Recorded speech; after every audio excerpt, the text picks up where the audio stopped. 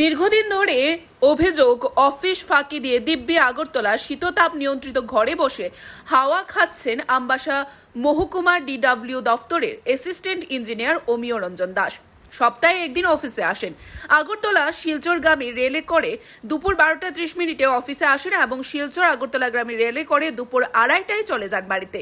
আজ তার প্রমাণ মিলল অফিসে যে আসেন না। আজ ডিডব্লিউ দফতরে অ্যাসিস্ট্যান্ট ইঞ্জিনিয়ারের অফিস কার্যালয়ে গিয়ে দেখা গেল উনি নেই। দরজা খুলে লাইট জ্বলছে।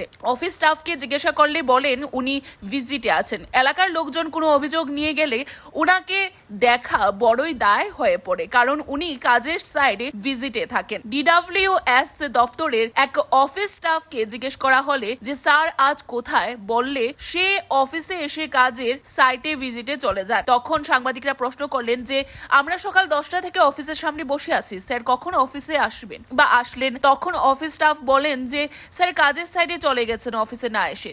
এভাবে গোটা অফিস কর্মীরা বা কর্মচারীরা অ্যাসিস্ট্যান্ট ইঞ্জিনিয়ারের সাথে সাথে অফিস ফাঁকি দিচ্ছেন এই দফতরের কর্মীরা। প্রতিদিন সপ্তাহ বাড়িতে বসে বসে রেজিস্টার মেনটেন করেন আমবাসা ডিডব্লিউএস দফতরের অ্যাসিস্ট্যান্ট ইঞ্জিনিয়ার বাবু। সংবাদ পরিবেশন হওয়ার পরে দফতরের ঘুম ভাঙে কিনা এটাই এখন দেখার বিষয়। Report Tripura news 8। সকালে পুরো আটটার মধ্যে লোক যায়। অফিস তো 10টার সময়, 8টার সময় কি করবো? অফিসটা ওই কোয়ার্টারে ঢুকে সময় যদি আর্জেন্ট দরকার থাকে তো অফিসে তাড়াতাড়ি আসে। আর যাই এমনি 5:30 প্রায় না পাঠিয়ে যায়।